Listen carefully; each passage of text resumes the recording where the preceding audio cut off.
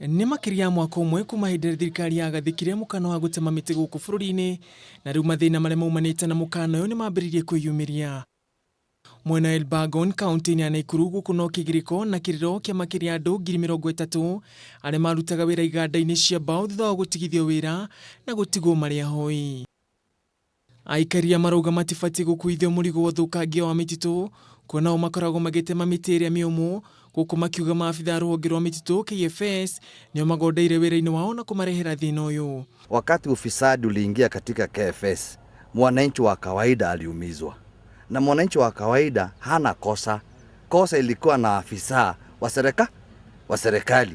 Hawa ndio wangefaa kuangaliwa na wachunguzwe. Maugĩte rĩu matigĩtwo ũgwati-inĩ wa gũthinĩkanio nĩ ũkĩa, kuona wĩra ũyũ nĩguo mehokete kwĩmathĩra ũboco wa mũthenya. Mashida ni mingi, tumekumbwa kutoka miti ifungwe. Serikali tufungia miti, familia yetu tulikuwa na depend on these mitis.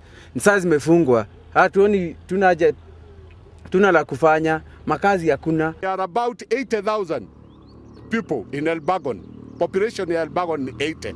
Ebu imagine watu ambao ni 30,000 wakiwa katika mji kama huu na hawana kitega uchumi chochote hapa. Igũkĩrĩ ũguo nĩ makaire thirikari gũteanĩria mũkana ũyũ nĩguo mahote gũcokereria mawĩra-inĩ mao. Mtufungulia msituni, at least hata uende tu kunyoa tinga.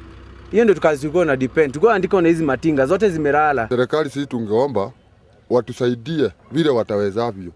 Kama ni kazi watuoneshe tutafanya namna gani ndio hii jamii yetu iweze kupata kia kukura. Mũkana ũyũ wagathĩkirwo nĩ minista wa marĩa matũrigicĩirie Kĩrĩako Tobiko mwaka mũhetũku kumana na ũthũkangia wa mĩtitũ ũrĩa wakoretwo kũu bũrũri-inĩ na gũcũngĩrĩria kũhũa kwa njũĩ.